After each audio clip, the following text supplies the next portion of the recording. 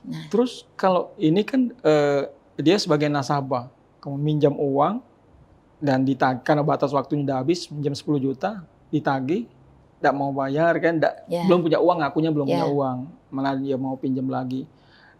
Kok bisa dendam dengan korban ini? ya, baik, Korelasinya seperti apa gitu, Bu? ya.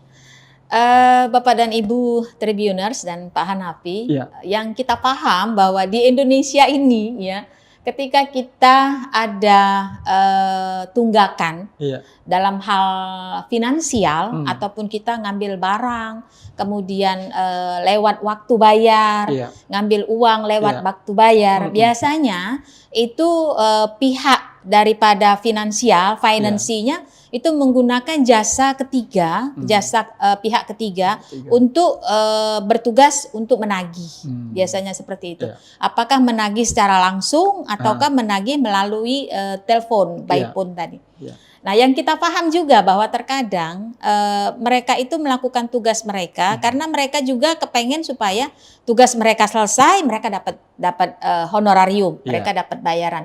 Sehingga mereka akan melakukan cara apapun supaya orang yang memiliki hutang ini bayar. bayar, iya, Terkadang-kadang dengan cara intimidasi, oh, melakukan penekanan, iya, under pressure dan lain sebagainya. Dan itu sering terjadi di Indonesia, begitu banyak begitu banyak kejadian di mana pihak ketiga dalam hal ini, entah itu debt collector, entah itu dengan definisi yang lain, iya, melakukan tugas dengan cara intimidasi seperti itu. Nah, jadi sering menimbulkan dendam akhirnya, oh, menimbulkan dendam.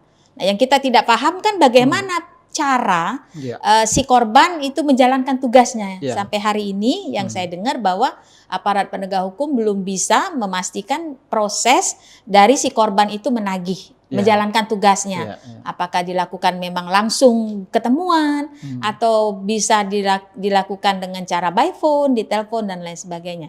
Kemudian karena pelaku utama juga belum dapat karena masih DPO, kita juga belum mendengarkan bagaimana cara dari si korban melakukan iya, tugasnya.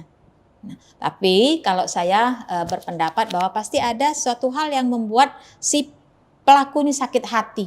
Sakit hati dengan cara yang dilakukan oleh si korban sehingga membuat beliau melakukan pembunuhan dan direncanakan. iya. Iya, kalau saya lihat ini kategorinya lebih mengarah kepada direncanakan seperti itu.